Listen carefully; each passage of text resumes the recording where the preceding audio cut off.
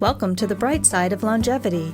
Join Dr. Roger Landry and guests as they discuss the bright side of getting older through healthy longevity. Guided by research, this lighthearted and educational discussion will leave you with practical tips and ways to impact your lifestyle to brighten life's journey.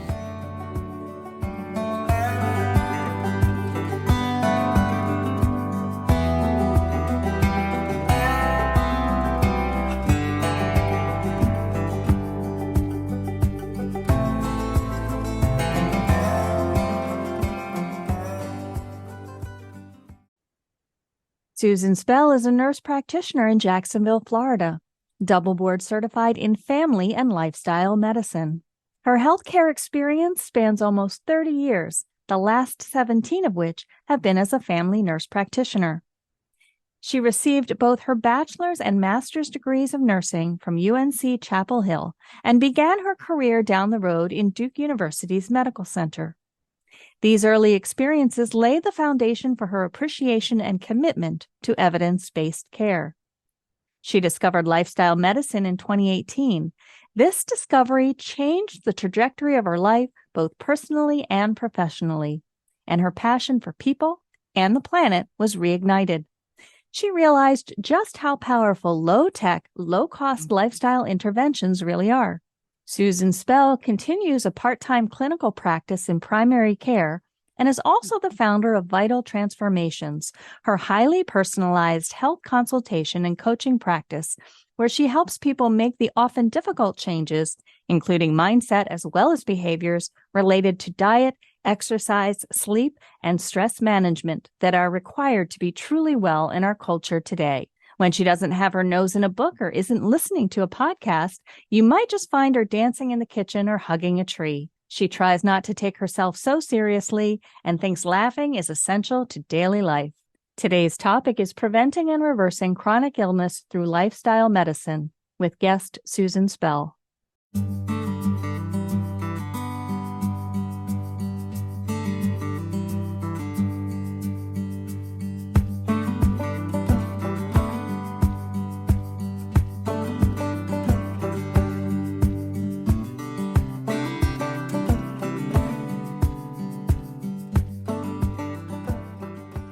Well, welcome everybody, Bright Side of Longevity. I am here with my esteemed colleague, Danielle. Danielle, how are you today? Hey, I'm doing great, Dr. Roger. Good to be with you. Always. You're pretty hot down in Florida, aren't you? Yeah, the real feel got to 113 this week, and Susie's in the same neck of the woods, so she's feeling it too. Oh, Susie, we are so happy to have you. People have heard your bio. We are honored to have you here with us today. Your career, I think, is one that I particularly value, and I think it has to be loaded with gems of knowledge, the experience that you have, and so we want to get that out to our listeners. So thank you very much for being with us today. Thank you, Dr. Roger and Danielle. I'm really excited to talk to you guys.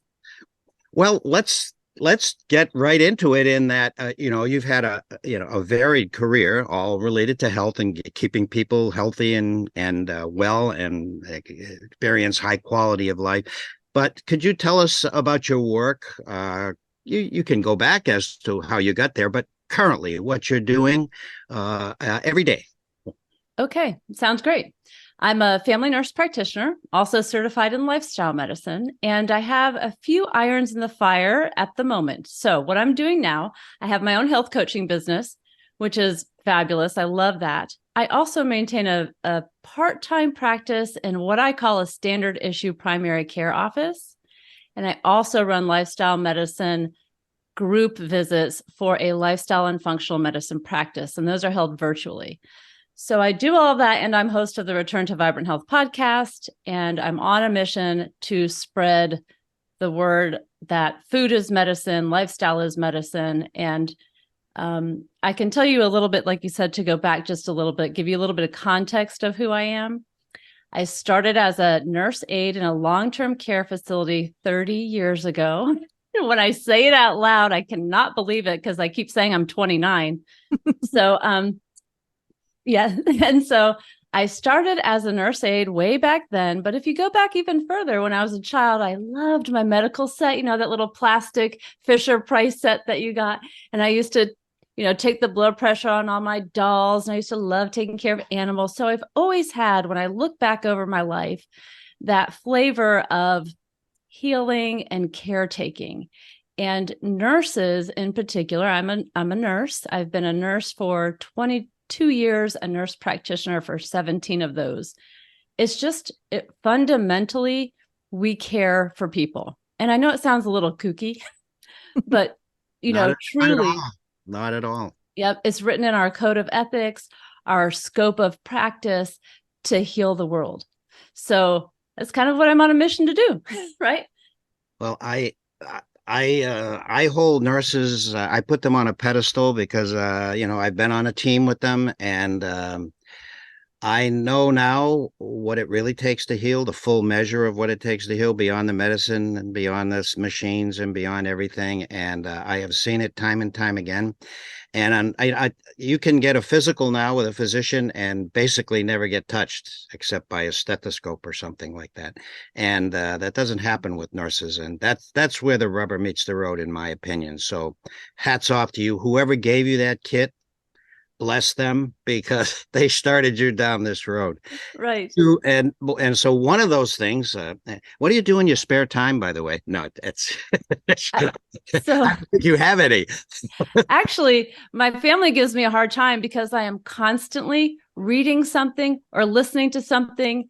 And I really do have to stop myself and give myself the permission to have 30 minutes or an hour after waking up without diving into something else.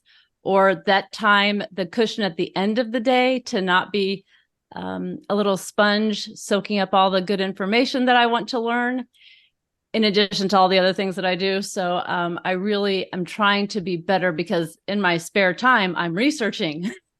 I just, Well, I hope like to you do. find that time for yourself, because otherwise you're not practicing what you preach, right? True. I happen to know that Susie and I are both kitchen dancers. I have my dancing around the living room and kitchen, but I just want to say that hip hop just had its 50th anniversary. I don't know if you knew that. So I happen to know that Susie is a hip hop dancer. I love, I grew up I love dancing. I was always a dancer and a gymnast. Then in college, I was on the dance team. And I grew up in the era that was like when I call it old school hip hop was first coming out. And we would use it in our dance routines. And I just, when I feel the beat, I love it. And I know this is a little off topic, but I learned some about Ayurveda and the way my constitution is. I've always loved that heavy, like drum beat, and that bass and the heavy drum beat is good for certain constitutions who really have that earthiness. And it made sense to me then why I liked that, why I was drawn to that like heavier beat of music. So just side note. That's not a diversion at all. I love where this is going. But all right, tell us about lifestyle medicine. Okay. This is something relatively new. I've been in medicine now for I don't want to decades and decades and decades.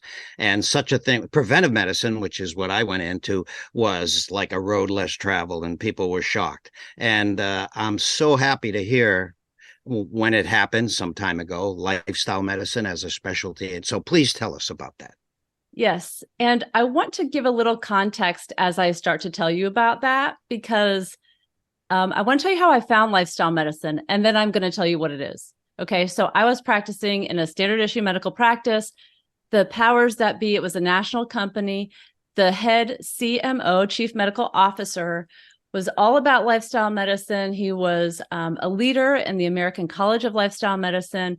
And there was a discount to go to the ACLM annual conference. I had no idea what lifestyle medicine was. It happened to be in Orlando. I live in Jacksonville, Florida. So it was 2 hours. I needed CME. I thought I'll go because it's right here. Why not?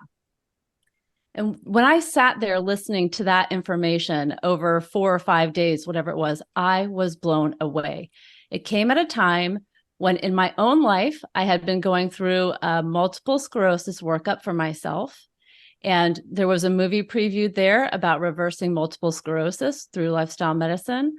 I heard all this great information. I was all fired up right at a time when I wanted to leave medicine and go do pottery.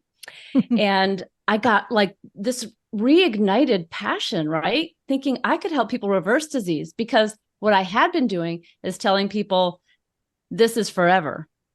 And it would just mean more and more medications, more and more suffering until you die a slow death. And this was a different option. So I was at the same time really super excited. And then I was also a bit PO'd, because why didn't I know this information? I went to a leading college of nursing, which I love, by the way. I started my career off at Duke. So I had I've heard of it. Right. Pretty good, things there. Of course, when you go into nursing, the thought is you go into hospital medicine to get, build your roots and your foundation, which I did that. And yes, we did talk about lifestyle, and I did get probably more education in nutrition, just the basics, than a lot of my physician colleagues, to be honest. But this information we were talking about was using food and your lifestyle, the pillars I'll get to in a minute, about preventing, stopping, and reversing disease. So lifestyle medicine, as a subspecialty of medicine, was officially born in 2004, and it was born by physicians out of the preventative medicine movement. And it has grown exponentially since I first even heard of them 5 years ago. They used to be a few hundred strong. Now they're over 10,000 globally. It is just growing so much. It is phenomenal. I think it is. I'm biased, I guess. I think it's the next best thing, in medicine. Now, just so that people who are listening, you may or may not have an understanding. I never like to assume that people know the things. When we talk about medicine or healthcare in general, there's a lot of different kinds, right? I was trained, and you probably were too, in allopathic, or what we call Western medicine, allopathic medicine. There's all different other kinds: preventative, lifestyle medicine, functional medicine, which I've also dipped my toe in, integrative medicine, all kinds of medicines. I feel like the more I know about those different kinds, the smaller my allopathic Western medicine box feels, because there's so many ways of healing. There's so many things that we didn't give enough credit to during my education in early years. So I really feel like there is a movement in this direction, and not only from medical providers, although there is some resistance, but also patients are asking for it. They're saying, what else can I do so I don't have to take that pill?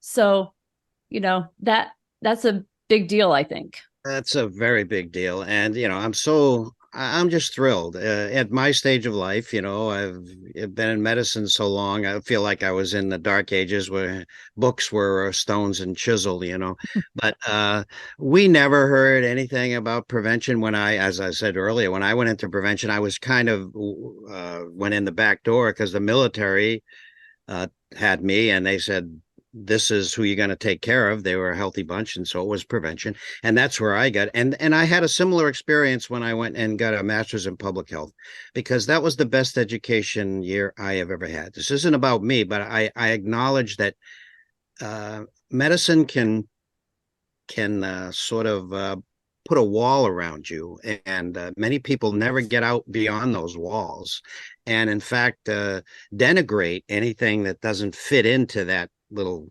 walled area.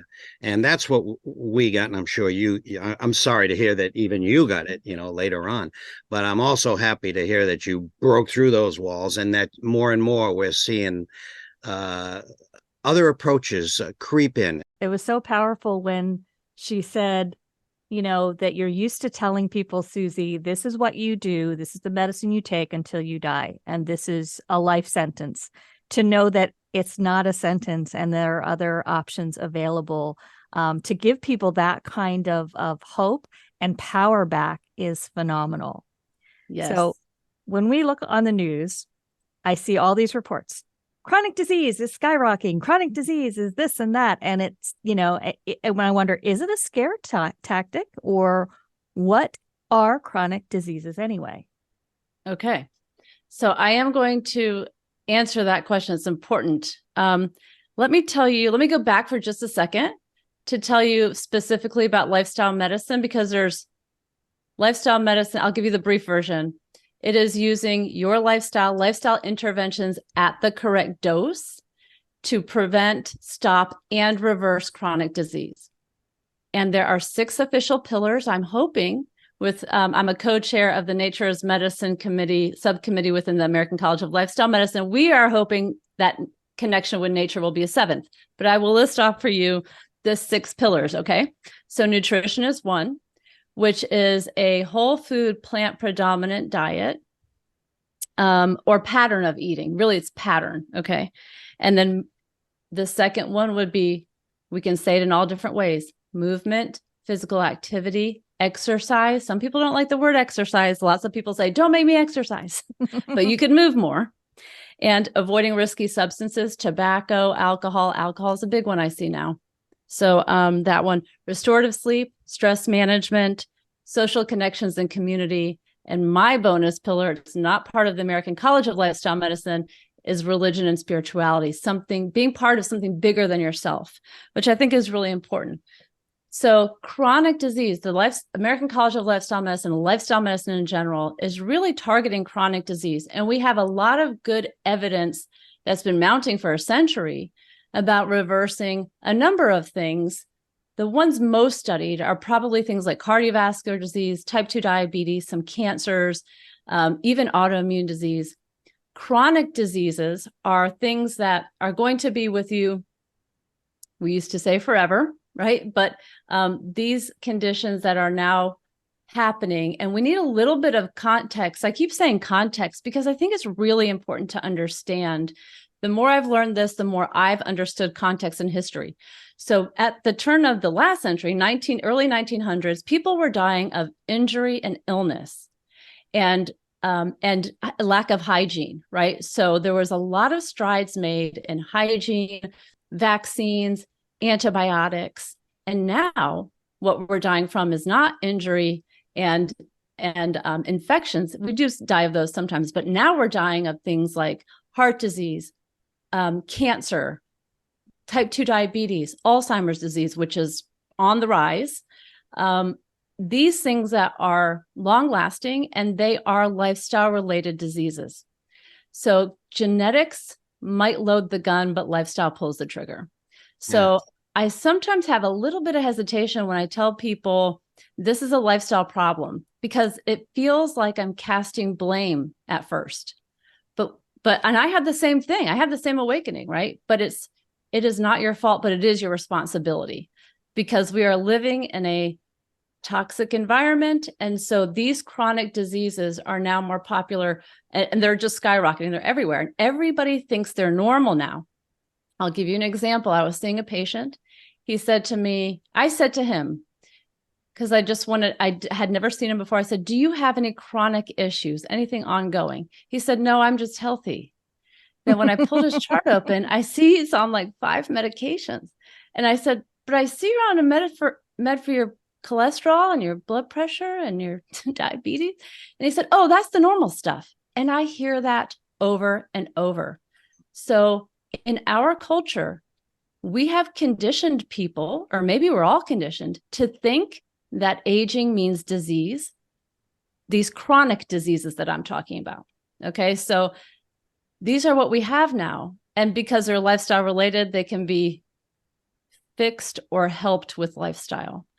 So the other thing that I think is really promising when it comes to all this are chronic conditions like autoimmune diseases, which are also on the rise, depression, anxiety, which you guys probably are familiar with, that sense of overwhelm, arthritis. All of those things can be improved with the way we eat and live. You know, we just live in a society in America, specifically the US, that is just a toxic stress environment. We get a badge for being overworked and underslept. And that is not going to cut it when it comes to health. And for me, my goal, I see people reach their peak 30s, 40s, and then it's a slow decline, and there's a lot of suffering at the end. My goal is to, instead of having that that trajectory be the slope downward to push that slope way up. So you live with joy and vitality for as long as you can. And then you die quick at the end. Hey, where have we heard that before, Dr. Roger? Doesn't this make your heart go pitter patter? Yeah. Really, it does. I'm just so happy. Sometime decades ago, we felt like there was a lone voice out there, but no, that was so well put with energy, passion, and belief, and I'm sure experience. So thank you for that. That made my day. You're welcome. And I hear that all the time with friends of mine. They assume that because everything is good for so long, and then suddenly they have blood pressure issues or diabetes, and they all say, oh, it's just genetics because it's happening all at once, not realizing it's like all those decisions are just starting to catch up. Yes. And what I wanted to say about that, I'm glad you said that, because a lot of people say it came out of nowhere, but it did not. It does not come out of nowhere. It's like there's a book that I love. It's called The Rain Barrel Effect. Different people use different metaphors. It's like you fill your barrel up so much and then it starts spilling over. And the spilling over part is when you start feeling it or you're diagnosed with something or you're flirting with a chronic disease. But it was going on long before that, So, People realize that we replace most of our cells every, depending upon the organ, roughly every couple 100 days.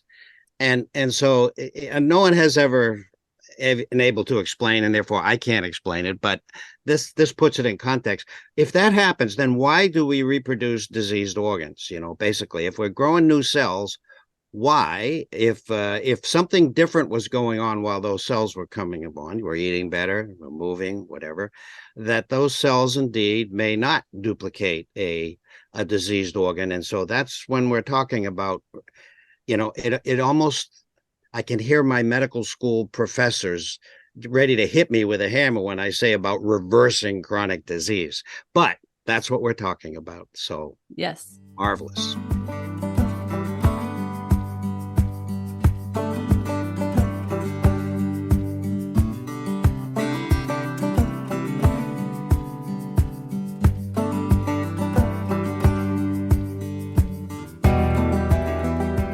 So, let's talk diet.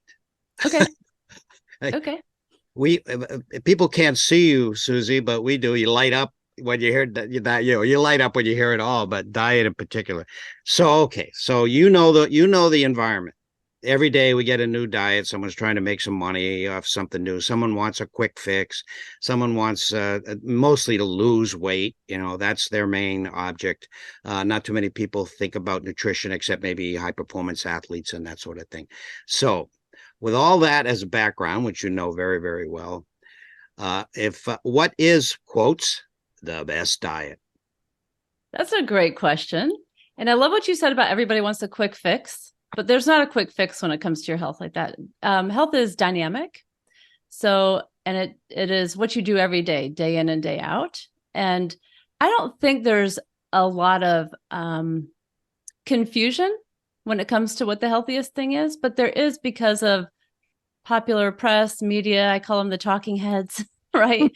The real science isn't that sexy. But when I learned the power of food as medicine, it really kind of got me all jazzed up. And I will say that I want to preface this with, I really try to stay very open to all the sides, all the things, is keto the best, carnivore, plant-based, like what are we talking about? And I think it's this, you have to understand what you are bringing to the table. Yes, there's your genetics. So maybe you have more of a propensity for thyroid disease or cardiovascular. But there's that, and there's the interaction between that and your environment, which is super important. So the best diet, and then it's also a matter of what your goal is, right? You mentioned weight loss, and I'll tell you where I've landed right now with my shtick with weight loss, because I've been in my standard issue medical practice, we're doing a lot of the weight loss drugs, so I really had to kind of explore that, research that. I am not an obesity medicine, certified person, but I have certainly looked at a lot of the science, which is still emerging, to be honest. But the best diet, let's say weight loss. This is what I say to people with weight loss. It's a whole spectrum. In the middle is that standard American diet, the SAD diet, full of salt, sugar, and fat, and convenience food, fried foods, all this stuff. The things we like, right? We grew up with hot dogs and TV dinners and whatever. On the one end of the spectrum, nowadays we have the carnivore diet, right? Just meat, nose to tail meat, right? Then there's the keto, South Beach, which are very high fat. A lot of people think it's protein, but it's high fat. And it should be good fats, not bad fats. So you can be a junk food person at either end. That side, you can lose weight. The opposite end, you can also lose weight, which is an exclusively plant-based organic diet. And then the area between the standard American diet and the exclusively plant-based, organic, pesticide-free kind of diet, I think of the ones that have been studied quite a bit, like Mediterranean diet and the DASH diet for hypertension, and now the MIND diet. And actually, the people that created the DASH diet, the dietary, approaches to stop hypertension, kind of knew that the best approach was a whole food plant predominant diet, but they knew that that wouldn't whet the appetite of your standard American. So us in lifestyle medicine want people to know what all of your options are and be able to consent for what that is, and diet should be part of it. Now, you can lose weight, like I said, at either end of the spectrum. I love the plant-based end, because the variety of plants, the colors, the nature, the beauty that's in all of that living material is what gives your mitochondrial health. It gives you energy. The medicine, the phytonutrients, the medicine is in the food, in the plants. So I love that one. You're going to have more dysbiosis, probably more, which is a gut imbalance. You're going to have more cardiovascular disease. People on the carnivore diets, their LDLs are skyrocketing up, and they say it's not a big deal because they're not inflamed. I don't know that I believe that. I have to see some longer term studies, but there's been so much evidence to the contrary on the plant-based side. So I really do try to get people to move in that direction. So what I consider the optimal diet, you have to understand where you are right now. Are you healthy and you want to optimize your health, or are you already diseased and you need to make that disease better? So you are going to have more flexibility in your diet if you're already healthy and you just want to optimize, versus if you've had your chest cracked open twice already to get new vessels around your heart, you have to make some drastic changes, in a plant predominant direction. So it really does matter where you're starting from, I think. Does that make sense? Did I answer the question? Dramatic sense. No, it is absolutely. There is no one answer to health, and each one of us is different, and the circumstances are so important. That is so spot on, Susie, and well articulated. For me, I've always gone with evolutionary biology. What did we eat for eons? And it wasn't meat. It was meat, but not predominantly, because we didn't, until we domesticated animals 10,000 years ago, we ate basically a plant-based diet predominantly. So that's what we've lived. Let's think we've lived for 100 days, and for 99 days we've been eating plants. So maybe our physiology does better with that. So that's the way I look at it simplistically. You, and thank God you do, add a lot of science to it, and personal interaction, finding out where someone is in their lives, and giving a prescription, so to speak. And I loved what you said about, being somewhat healthy. You don't have to be so rational. I've always said, life isn't worth living without chocolate, So I mean, we can't expect people to eat bark, for the rest of their lives. Maybe they could be healthy, but it's no fun. So excellent. It's reasonable. It's rational. It's doable. Thank you. That was great advice. You're welcome. And I have a very personal question, but I think if I have this question, other people will have this question. So a few years ago, we switched to much more plant-based. We tried to go vegan, flexitarian. I may have been the only person to gain weight in that transition, where everybody says they're losing weight. because I was getting, they were fabulous. And I still like enjoy them sometimes, but the plant-based meats, that they're loaded with salt. So I didn't realize I was giving up the meat and replacing with other things. So I'm not saying that they're all bad, but what kind of protein do you recommend for a plant-based diet? And this is also for people out there saying, well, if you're a vegetarian or vegan or whatever, what do you eat? Yes, that's a great question. There's so much. The plant kingdom offers so much. I do want to tell you a comment, because when I got all revved up from my conference I went to a few years ago, I came home, I'm saying, I'm doing this. I ate spaghetti and bagels, took out the meat, and I gained weight. So even me knowing this stuff, it has been a journey, and you have to take one day at a time, do one thing at a time. And so, yes, you can gain weight. And I think, if you explore some of the functional medicine, people will say that everybody is like a little bit biologically different. I think, we're all the same species. So maybe there's little nuances here and there. I think as far as the meats go, protein. So talking about protein is a can of worms that we could open, and you're going to get all kinds of opinions. You can get protein from worms. Yeah, that's right. I was just thinking, we could do that. Right. There's protein everywhere. And actually the animals that are some of the biggest animals, like gorillas and giraffes and elephants, they eat plants. They don't eat anything else. Gorillas, maybe they eat some ants, but essentially they're eating a plant-based diet and they're getting huge like that. And there's a lot of protein. That's where they get it, and they concentrate it for us. So that's a nice thing they do, right? For us to eat their meat. I will say that I love the attention on the benefits of a plant-based diet. Now what we're seeing is a lot of marketing. That's where we're getting our education for nutrition. All of us is from the marketing that's out there. And there is a lot of plant-based meats. And this is what I struggled with too when I transitioned myself, was that, yes, sometimes I would crave something that was a meat. So do I replace it, or do I just eat that meat? And a lot of the things that are in the processed meat, and we could just say this across the board, processed anything is going to not be the most health promoting. It's just not. And a lot of those plant-based meats have a lot of soy isolate in them, and they have salt, and they have added fats. And it may not be, it's nowhere near a whole food option. And when people do want to eat meat, I ask them to eat a little bit less, and I ask them to consider the source.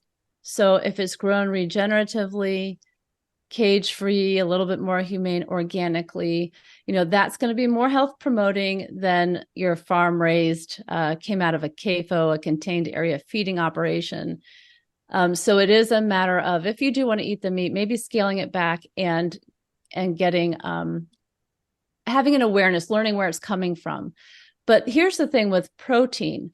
Some years ago, I think it was the 70s, I don't remember the author's name, but she wrote a book, I think, about vegetarianism. Gosh, I can't remember her name. And she said that a complete protein was an animal-based protein. And plant proteins are incomplete, meaning they don't have all the amino acids that we need to build all the things we need in our body.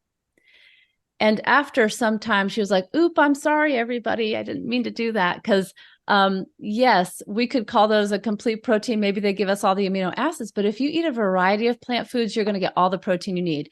That's number one. So you can get it from all the plant kingdom. Some are going to have more than others, like beans, right? It's going to have more proteins than something else.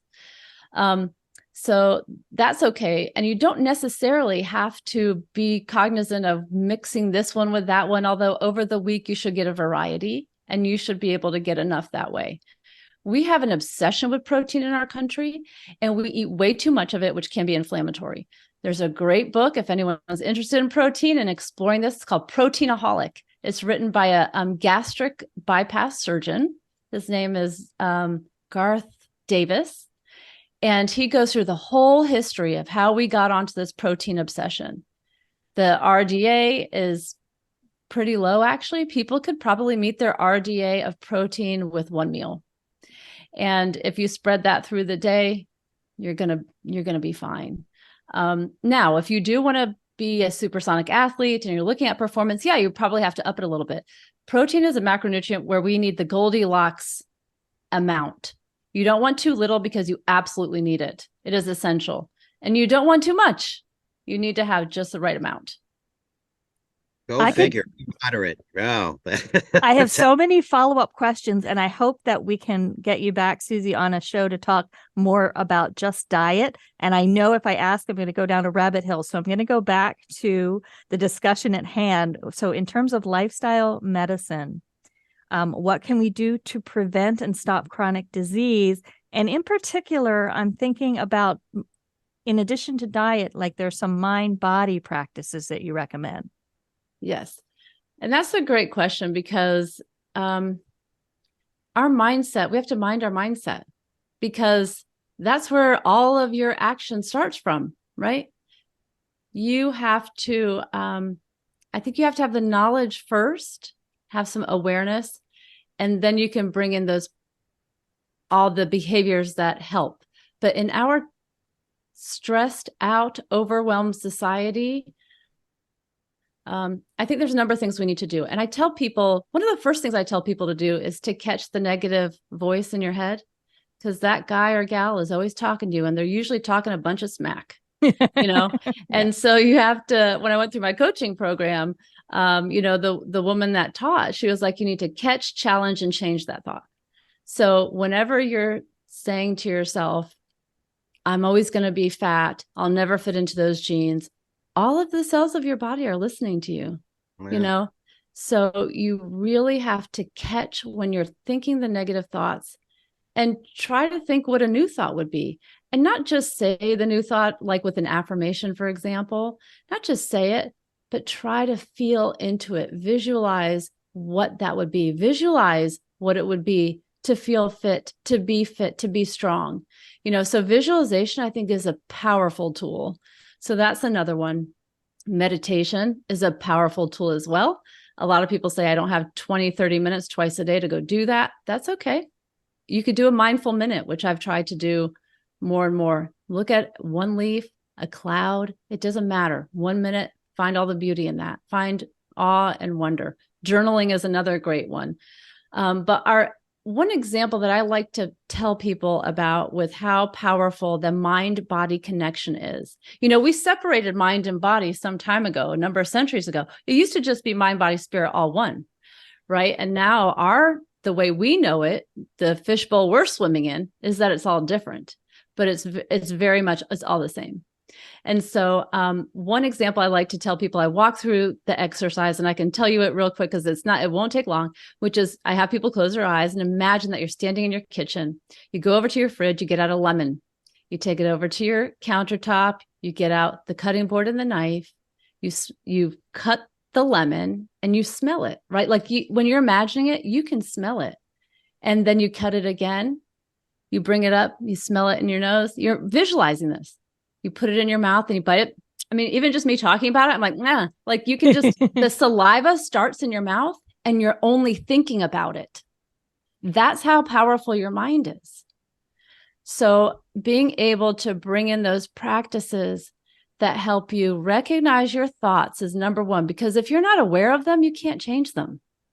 So recognizing them first, figuring out what might be another thought to think, and I do that too, and try to feel into it because the universe is going to feel your feels. It's not going to listen to your words, right? So like being able to feel into it. And sometimes when I'm ruminating about something, I'm like, oh, I just can't feel into that thought. I just can't but at least the recognition that you have to change your thought. And then having, the journaling I mentioned, breath work is incredibly important. I think so many of us are living on sympathetic overdrive, which is that keyed up all the time.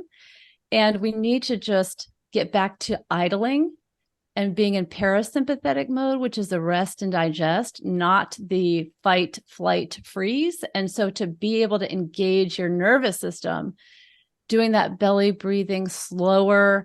I love the heart math techniques. That's one of my favorites. There's a free program I ask people to do to learn about it. And you can do these, breathing, belly breathing, because we're always sucking in our belly, but we really need to let it come out. Slower, longer breaths is going to engage your vagus nerve and It's going to help you relax, and it's going to help you build emotional resilience. Yeah, So, the Italians have a saying, "Dolce fa niente." It's the sweetness of doing nothing. I love that. Yeah, You know, one that I will mention, I didn't mention, which isn't really necessarily a mind body practice, but I guess you could kind of make it that, is time in nature, because you feel so much more connected. I mean, look at little kids. They always want to run outside without their shoes on, right? So connecting with the energies that are in nature is just so restorative for our mind, our body, and our spirit. It helps clear the cobwebs of all the stress and all the things, and we can appreciate that we're part of something bigger. So going back to mindset, Susie, change. Change is big. We all make commitments. We know what we should do. We read what we should do. They go see us, you, and they're all fired up. And, it doesn't happen. So how do you work with people so that they can make durable changes? That's a loaded question also. And it is We're full of them. It is very personal. But I think everybody can start with exploring, which may take a little bit of time. Your why, your own why you would want to do it. I have people do an exercise where they ask themselves that. You can journal about it 5 times. Why do you want to be healthy? Why you specifically want to do that? So finding purpose, meaning and purpose. The other key thing that I hear over and over and over, I've experienced it myself, patients tell me, and my colleagues also say it as the top thing on their list, is people going out into the world, because to be honest, 99.9% of their health is outside of the clinic, right? We have a sick care system. Their healthcare system is what they do outside the clinic. So finding a support person, I will say, more times than I would like, I hear people talking about how their spouse or support at home is undermining their efforts, whether that's conscious or unconscious. And if that's the case, to recognize that, allow that to be if it needs to, and find a support, even just one other single person, a neighbor, a friend, an online group, some way to have the support, because that way you don't feel lonely. Or when you slide off, because everyone's going to slide off. I do too. It's just part of what happens. Having the recognition to maybe even to plan ahead a little bit, to say, yeah, I am going to fall off the wagon. It's going to happen, and to not beat yourself up about it. So to know in advance, yeah, that's going to happen. It's going to happen to me. And what am I going to do when that happens? And to even do some exploring around when the different scenarios play out in your life, because they're different from person to person, what your action is going to be instead. And I also think, part of it is, and for me too, is feeling like you might be kicked out of the tribe, right? I mean, food is so personal, and lifestyle, the whole thing is very personal. And social and cultural and all that stuff. So maybe I've lost track of your question, which was the mindset piece, how to help somebody do that outside. And those are some of the key things, or the things that come to the top of my list, I think. I have one more question, and in the description of this podcast, we're going to have a link to your website, your podcast, of how people can get in touch with you. But one of the things that struck me on your website is at the top of it, it says, I know what to do, I just don't do it. So what is holding people back? Would you say it was the mindset, not having their why? I do think that, but I have learned so much as a medical provider in terms of lifestyle, that I think, yes, we all know we should eat our fruits and vegetables, right? Like mom told us that, probably, or grandma or whatever. So we probably know that, and seeing food log after food log, people are not eating vegetables. They're just not. And so that's one thing, but knowledge is number one, and knowledge is not power, but applied knowledge is. So one is learning, being open to learning. And then, yes, doing those things, exploring why it is that you specifically don't do X, Y, Z. And I'll give you an example. I had a doctorate student with me over the summer, and I did my own lifestyle assessment, and I was the patient, right? And exercise is a big area of opportunity for me. I do stay active, but and we went through the whole thing, and it came down to, I don't want to wash my hair. I have a lot of hair. It gets really frizzy. And we determined that I need to find a good product, right? I mean, like because otherwise I'm like, I don't want to sweat, because then I'm going to have to shower and I'm going to have to wash my hair. So like for everybody, it might be different. Like I feel good when I exercise, but I don't want to wash my hair, So it really is, maybe it's as simple as that, That's I mean, revelation. Wow. right. So yes, people do kind of generally know what they need to do. I think what holds them back is not having as deep a knowledge as they need, and exploring in their life why. Are you too stressed out? Change is hard. I mean, everyone wants change; they just don't want to change.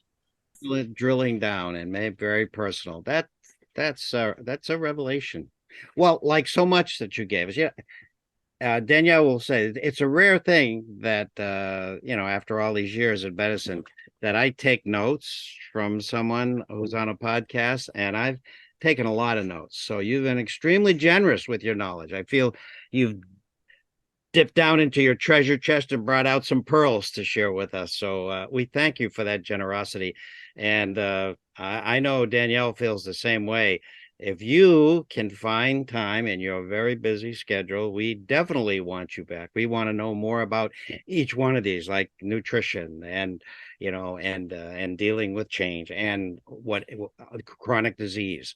These are things that are on our minds, and I believe most people's minds. And I think you have a great message. Thank you, guys. Thank you, Dr. Roger and Danielle, both for having me. I really appreciate it. I love talking to you. I could talk about this all day long.